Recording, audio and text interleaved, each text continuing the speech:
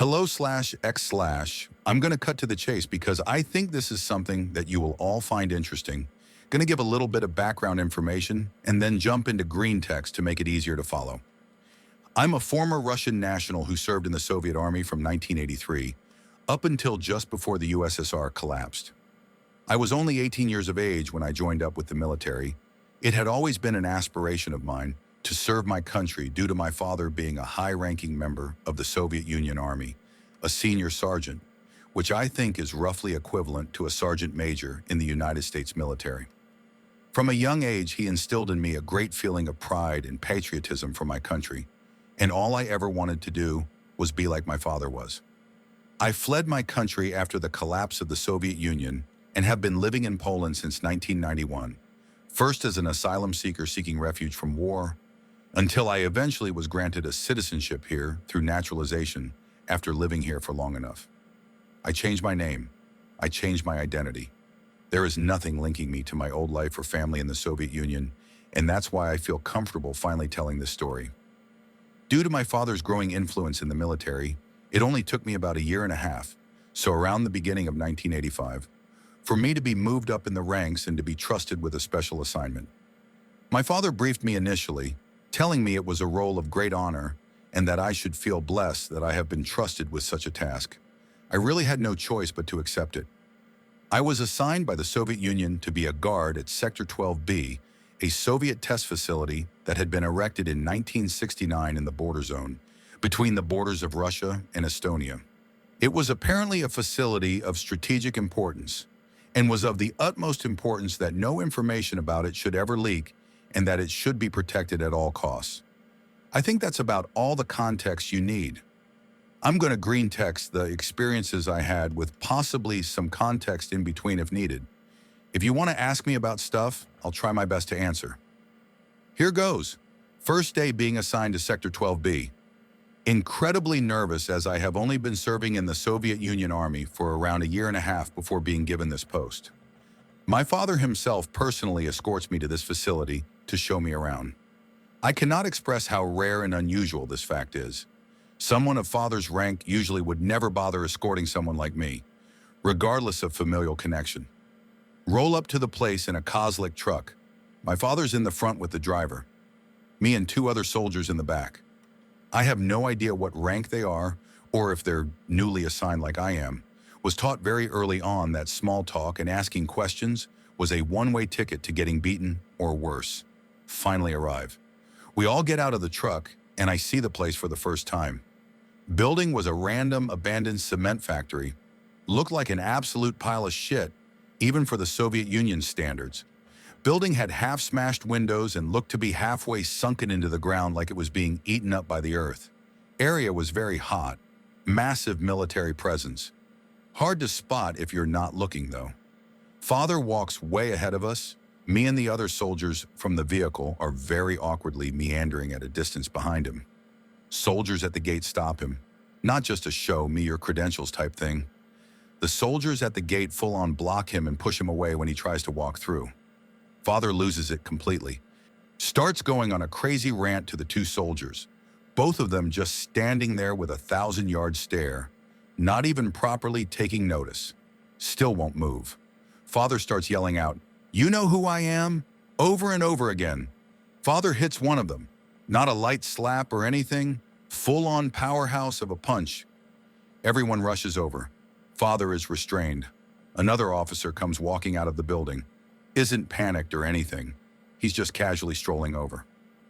Motions to his men, and they let go of Father. They exchange a few words with him motioning towards me and the other soldiers that came with us, and then the officer leads my father in. We try to follow them into the building, but once we cross the gate threshold to the outside part of the building, the officers there grab us and shout, "Hey, wait here!" No choice but to comply.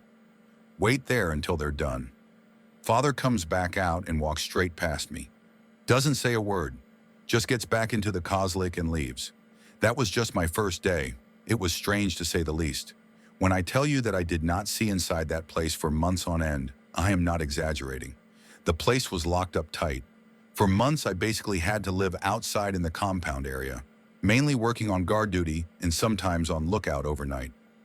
3 weeks into my assignment is when I got my next dose of weird. Late night at Sector 12B. On lookout duty. Technically, I'm here to stop people from crossing the border, but in actuality, I'm here to stop people from getting close to the facility. On very strict orders. They do not play around here. Anyone, Russian, Estonian, my own father, shoot on sight. No warning shots. Around 3 a.m., starting to get bored. Struggling to keep my eyes open at this point. Only a few of us awake. 5 at most, I believe. Outside, that is, no idea how many are awake inside. Messing around with my SVD. Scratched killer into the side of it because I thought I was cool. See a faint glint in the distance. Pull out binoculars and try to take a closer look. Looking intently, briefly notice a sort of light blue glow that moves from out of a body of water and quickly onto the land. I pull out my rifle and brace myself. The second I get a clear view, I'm shooting. Comes into full view, probably about 400-ish meters away from the compound. Looks to be a human. Completely waterlogged with what looks like algae all over their clothes. Light blue glow is gone. No idea what that was. Sound an alert and then begin firing. 1 shot, 2 shots, 3, 4. I can't hit the thing. They're running on all fucking fours. Manage to graze their left leg, which causes them to stumble. A huge wave of soldiers are piling out of the inner facility at this point, shouting and screaming like someone has just declared war. Front gate soldiers are busting ass down range to flank the thing and to get a clear shot.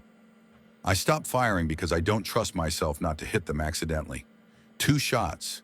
Silence. I'm not supposed to, but I climb down from the watchtower and run with the other soldiers out to the body.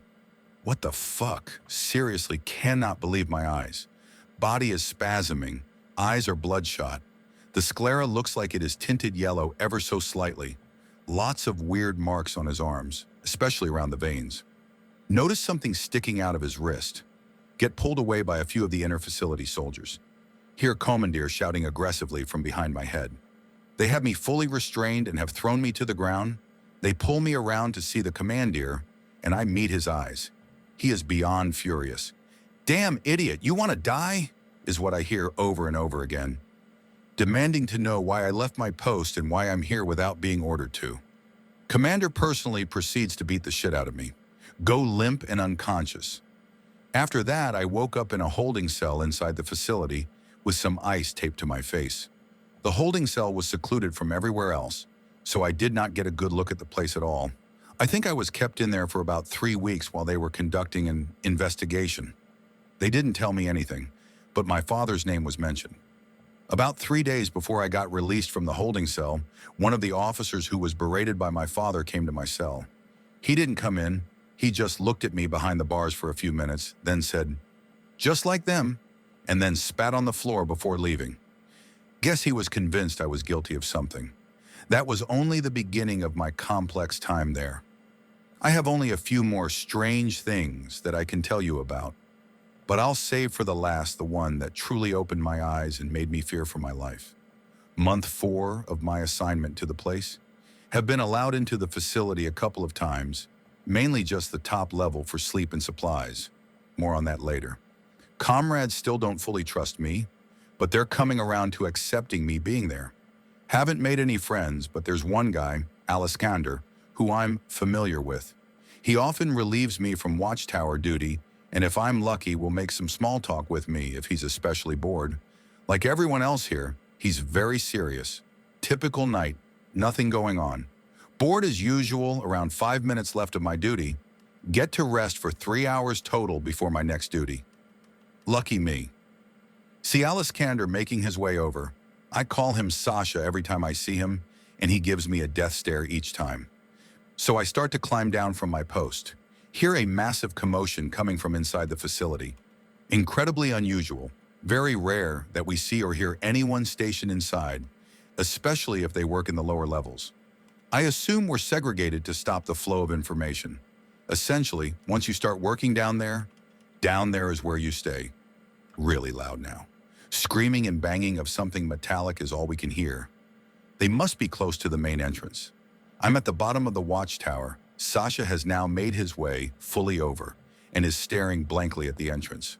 Entrance slams open. Squadron of 6 facility workers in a strict formation, leading someone out. The person they're leading out is on a metal chain that is attached around their neck. Squadron is screaming, don't look, again and again. The person on the chain is barely being kept on their feet. They keep scrambling to try and get down on the floor. It's like they've forgotten how to walk. Sasha is facing away from the entrance and at the watchtower. He is begging me to turn away. I can't. I genuinely cannot stop looking. There are tears streaming down his face. He is pleading with me. In the fire, in the fire, in the fire. Still looking at what is going on. Try to ask Sasha what the hell that thing is, but he keeps choking on his words. The person has visible veins bulging on all parts of their body, mainly on their face. The veins are tinted a slight yellowish color. They are barefoot. Looks like they have partial gangrene on both ends of their feet. Sasha grabs me and forcefully turns me around. He grabbed me by the hair and was holding my face into the ground. Mouth has dirt in it, can barely manage to say, "Damn bitch, get off," because of the way he's holding me. Tells me to shut the fuck up. Hear shouting coming from the direction of the squadron becoming more intense. Can hear a sort of moaning or growling that's growing in intensity. No idea what it is. Leader of the squadron is yelling furiously now, telling some guy, "I told you to turn around." Hear a sudden gunshot. Hear a roar that sounds like it would break someone's vocal cords. Sounds raspy and full of phlegm. Hear a faint whimper before the squadron walk on out of the gate and into the forest. Only know this because I could hear the moaning growing fainter and fainter in that direction. Commandeer steps out, tells us all to get back to positions. Sasha looks beside himself. Lets go of me and very meekly climbs up the watchtower to his assignment. I rush inside to try and get as much rest as I can before my next assignment. 2 hours-ish go by. Still awake in the bunk, impossible to sleep. Couldn't stop thinking about what I saw. Wasn't sure if my eyes were lying to me at the time, but reflecting on it in bed made me wonder a little more. The guy with the chain around his neck, the yellow-tinted veins and the gangrenous feet were not the only things I noticed. Had a scar over his stomach, like a C-section scar, but it was clearly a man. Had what looked to be frostbite on one of his hands. Blotchy skin with solid black on the ends of the fingers. Not just that, but near the stomach scar, almost parallel vertically to his shoulder, there looked to be some kind of appendage that was attached by being stitched on. Weird, more than weird. Fucking crazy. No wonder they don't want any of us to see inside. I only got to interact with Sasha a handful more times after that. It's a real shame. One more notable thing happened before my last story. Not just notable, something completely out of the ordinary in regard to my duties. Trying to sleep, still 1 hour left before guard duty. Gonna be alone in silence for about the next 10 hours, a little ways down the road, watching for anyone trying to approach. Suddenly get a kick in the ribs. Told to get the fuck up immediately. An officer with a higher rank than me. Does not look pleased to see me. Tells me I have a special assignment that needs to be completed right now. Didn't even think to make a case for my sleep. Didn't want another kick in the ribs. Assigned to a team with 3 other soldiers. One of them I recognize. He came with me in the Kozlik. It's me, him, 2 others I haven't seen before, and the squad leader, Mikhail. Receive a very quick briefing. We've been assigned away from the compound. Huh? There's apparently an old settlement around 10 kilometers away from Sector 12B. Has been abandoned for years. Used to be an old mining settlement. Not sure what was being mined there. Don't tell me what we're being sent there for. Told we'll find out once we're there. We get in the truck and drive off. Takes roughly 40 minutes for us to get there because the road is poor quality. Potholes every few meters. Also have to be vigilant for anyone crossing or possible enemy reconnaissance. Roll up to the place, exactly like they said it would be. Complete and utter ghost town. We get out of the truck and line up to wait for instructions. Mikhail tells us that the water supply here is likely contaminated. We are to bring back samples for the facility to run tests on. They are apparently worried that it could spread if we don't discover the source of the contamination. Split into 2 groups of 2 while Mikhail waits at the truck. Mikhail opts for screaming orders down the radio rather than any manual labor. I'm paired with Kozlik guy because, of course, we venture into the town. Nothing weird about it at all. It's eerie and silent, but we expected that. Bothered me for some reason, but couldn't tell why. Most likely I had been at the facility for so long that any silence at all now triggered alarm bells in me. Track down the water source, follow it south to the bottom of the town down an incline. Water stops and sort of pools into a small pond outside the entrance to a mine shaft. Water doesn't stop there, actually goes into the cave or mining shaft itself through a smallish opening. Radio back what we found. Mention that the water looks fine from what we can tell. Little bits of rock and dirt and what looks like some rags inside of it, but no contamination. Didn't actually know it wasn't contaminated, just figured it would be glowing a weird color if it was. Mikhail is hurling abuse at us. Asks us why we haven't gone inside the shaft yet. Don't have a reply. Start to make our way in. At this point, we're kind of wondering where the other two are, since the water source wasn't particularly difficult to find, and it didn't seem like it flowed out from anywhere else. But we assumed that maybe they headed back to the truck after we radioed in to Mikhail, or maybe they didn't want to bother with such a menial task at all and decided to leave it to the newbies. Probably thought it was beneath them. Start to make our way in. I end up leading the way, still not really sure what we're looking for in here. Doesn't look like the water runs into this part. Mine shaft is weirdly lit up. Looks as if the mine shaft was still being used. Very strange. Town was obviously abandoned for a long time. Other soldiers, I guess? Make our way further in. Goes fairly deep. Walk for a good few minutes without stopping. The further we go down, the more faint the lighting is becoming. Mikhail didn't give us any flashlights. Didn't realize we'd be exploring somewhere like this. Get to the threshold of darkness and go to radio, Mikhail. My dumbass really thought that the radio would work down here. Tell Kozlik guy that we should head back up and radio that we can't go any further. Start to hear a moaning sound. Sounds very familiar. Sound is moving towards us. Not moving very quickly. Sound of rock and dust being kicked. I turn to Kozlik guy and we both decided to run. We make it back to the entrance and radio back into Mikhail. As soon as he hears my voice, he asks if it's in there? What? Asked me if I saw it. What the fuck are you talking about? You told me we were here for water samples. I tell him about the sounds we heard. He starts to respond and then stops. Won't respond for the next 5 minutes until he makes it over to our location with the other 2 soldiers in tow. By the time they all made it over, the thing sounds like it's close to the entrance. We see its arms come out into the light first, followed by its body and then its legs. It's a human, thank God. But maybe I spoke too soon. The guy looks absolutely fucked up. Skin is peeling all over the face and arms. Thick layers of it hanging off the body, which is highlighted by the harsh sunlight. His face is completely mutilated. His nose is gone from his face. There's only a gaping hole where his nose should be. His mouth is odd. Looks bigger than it should be, maybe 3 times the size of a normal mouth. Lips are blue and look like they're throbbing. Ears are missing earlobes and have random bits of skin drooping off of them. Dude is just walking slowly on all 4s, not really paying attention to any of us. He's moving towards us, but it's like he doesn't even really realize that we're here. Before I can ask Mikhail what the fuck is going on, he speaks up. Lazy bitch! Unleashes a full mag from his Kalashnikov into both the head and the heart of the guy.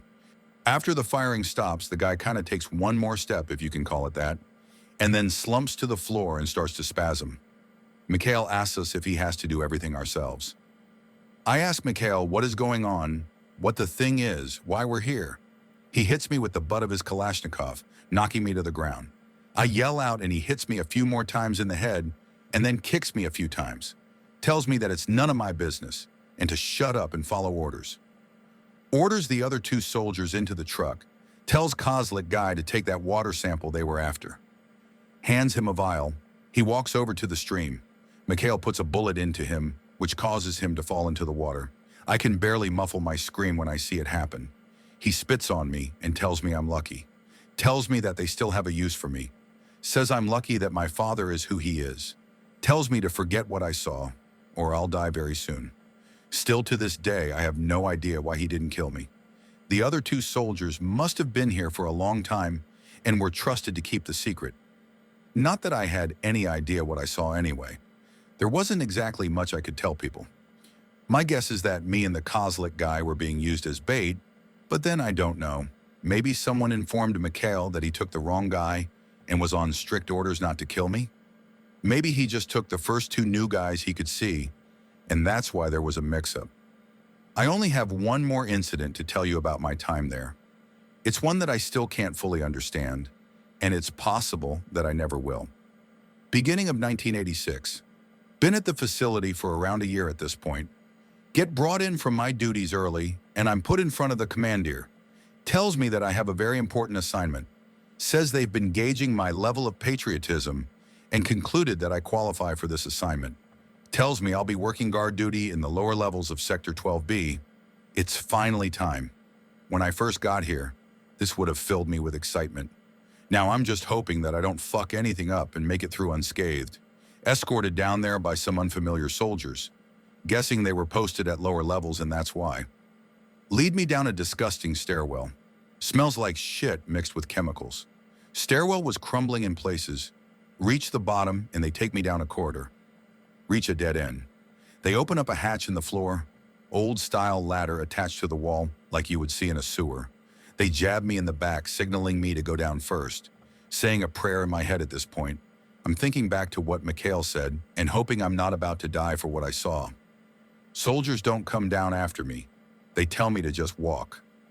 I walk through some tunnels that winded, but only went in one direction without any split paths. Reach a bulkhead door. Have no idea what to do, so I knock on it. Alarm starts going off. Whole place turns red. Oh fuck, bulkhead doesn't open. Camera in the corner lights up. Hear screaming coming from a tannoy in the corner, telling me to kneel and put my hands behind my head if I don't want to die right now. Comply as fast as I can. A group of soldiers funnel out and restrain and blindfold me. Finally have my blindfold taken off. I'm in a corridor looking into a room with a glass window. Lots of equipment set up. Medical equipment. No idea what half of it is for. I only get one instruction the entire time I'm in these lower levels. Stand in that corner, do not move. If the patient moves, you shoot. What? I don't say this out loud, of course. I was stationed in that room for a total of 5 hours. I was to look straight ahead, say nothing, make no noise, and ignore everything that was going on unless I had to take action. This wasn't a regular patient at all. The guy definitely looked Russian. That's probably all I could tell you about him before the surgery started. I'll green text that now. The guy is wheeled in on a bed. He has so many straps holding him down. Straps on his head, his arms, and his legs. Completely passed out. 3 men in surgical gear walk in. They ignore me. I expected that. I ignore them too as best as I can. Agonizing 5 hours. They make incisions in the patient. No idea what for. A little while into it, they inject the patient with something. Trying my hardest to look without looking. Needle looks to be filled with something that's black. Just black, nothing else. After they inject the patient, they wait for around 15 minutes. Just checking the guy's vitals. After the time is up, they start making more cuts. One incision below the eye, one just above the left bicep. They're looking at each other and nodding. Start to make a massive incision around the abdomen area, almost the whole way across. Guy on the table starts to twitch. I start to get nervous. Can't completely see what they're doing as I'm trying to only look out of my peripheral vision, and I'm on the left side of the room. The 3 are crowded around him slightly, so can basically only see half of the body. Looks like they're stitching him up. They inject him several more times with what looks like the same substance. Completely black. Guy twitches again, eyes open. I hesitate in my head for a second, but then start to point my gun. One of the guys in surgical gear puts up his hand towards me without even looking my way.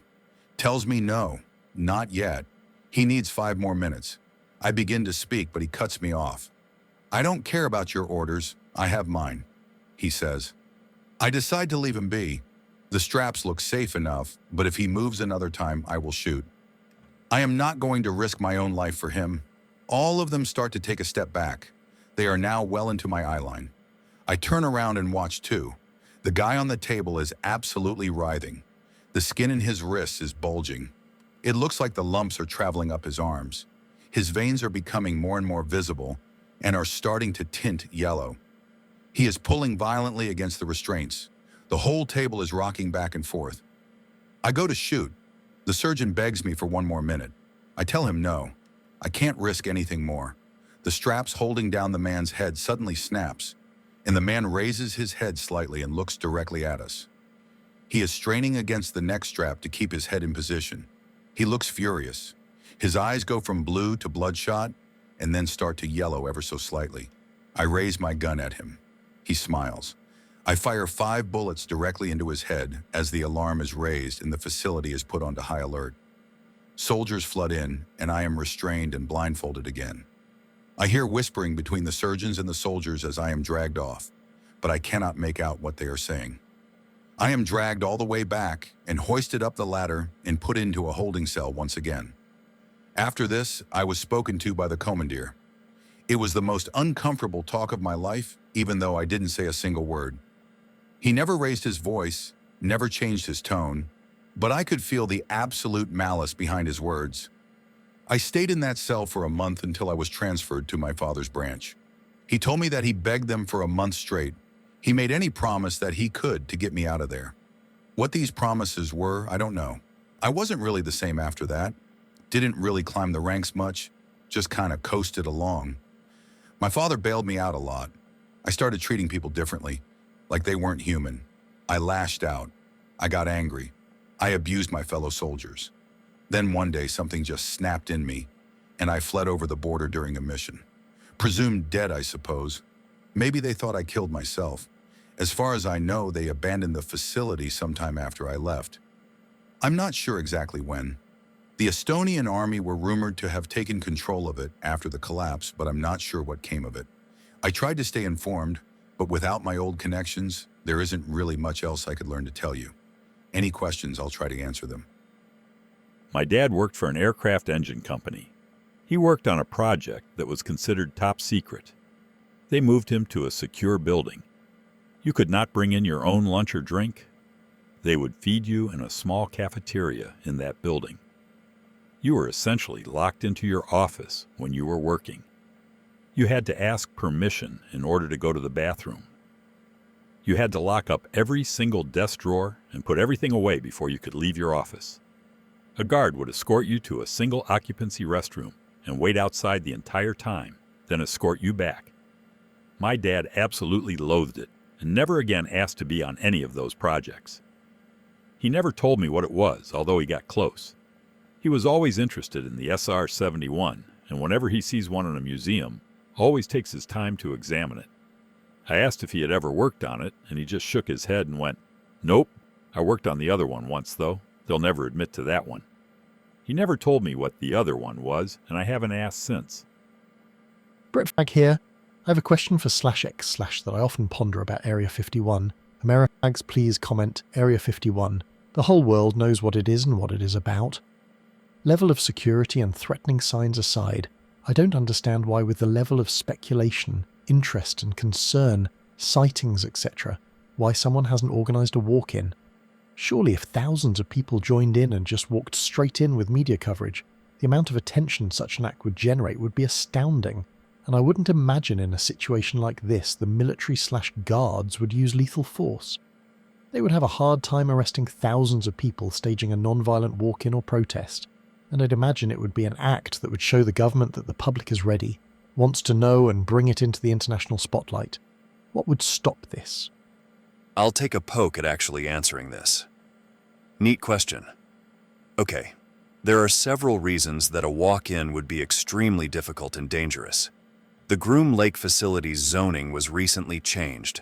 The federal government purchased another huge piece of land near one of the last remaining popular areas that actually overlooked the facility, and then blocked it off with fencing, signage, and surveillance.